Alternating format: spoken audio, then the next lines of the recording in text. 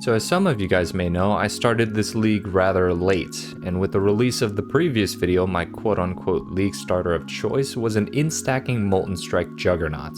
Although it was rather a peculiar choice for a first build, I felt that simply rolling with Bone Shatter from Act 1 to end game was probably the last thing I wanted to do if I wanted to remain excited about PoE. And so that's why I decided to farm up some currency to immediately pivot into an instacker before I even pushed into high red tier maps. The method that I used to farm up the initial investment of roughly 7 divines was farming low level essences and Einhar beasts. This was done by using polished bestiary scarabs as well as the essence Keurig modifier from the map device. Since the value of Krayt Chimerals and Deafening Essences isn't lost when obtained at lower levels, the advantage of this strategy was being able to farm them out in white maps. This allowed me to collect quite a lot of XP due to the lack of deaths, as well as farm quicker since the mobs are much squishier in white maps. My Atlas setup involved grabbing just about every essence node on the passive tree and most of the Einhar nodes as well.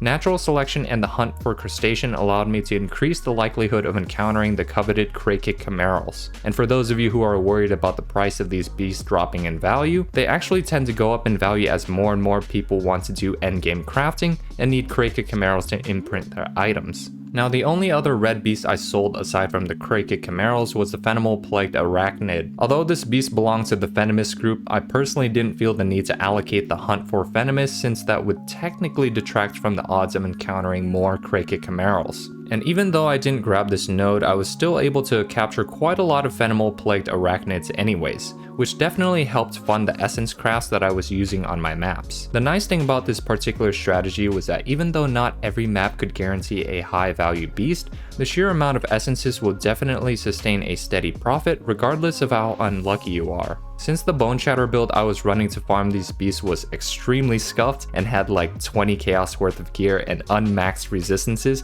I also decided to run Mighty Hunter, since this would allow me to take advantage of the extra damage and survivability that Einhar grants whenever I run my maps. Now, my favorite part of this strategy was that even though I was actually quite burned out from work at the end of the day and wanted nothing more than to just turn off my brain and relax, farming beasts and essences was actually quite comfy. Unlike setting up betrayal missions and Syndicate Masterminds, which is a farming method that I also enjoy, beasts and essences didn't require me to focus that intensely on what I was doing in order to reap the benefits of the farming strategy. On top of that, since I was farming in white tier maps, the environment was relatively low risk and the likelihood of dying and losing XP was quite minimal during the farm. To reach the initial investment of 7 divines that I needed in order to switch to my instacker build, I only had to put in 2 farming sessions and was able to buy all the necessary gear for the transition by the end of the second session. Technically, I could have achieved it in 1 farming session, but honestly, I really wasn't planning on trying that hard since I was starting so late into the league. After having switched to the instacker Molten Strike build, I was able to easily progress into high red tier maps and complete the majority of the endgame Atlas. And since this farming strategy was working so well for me, I decided to continue it into T16s, which allowed me to also benefit from Eldritch progress as well as dropped unique synthesis and guardian maps.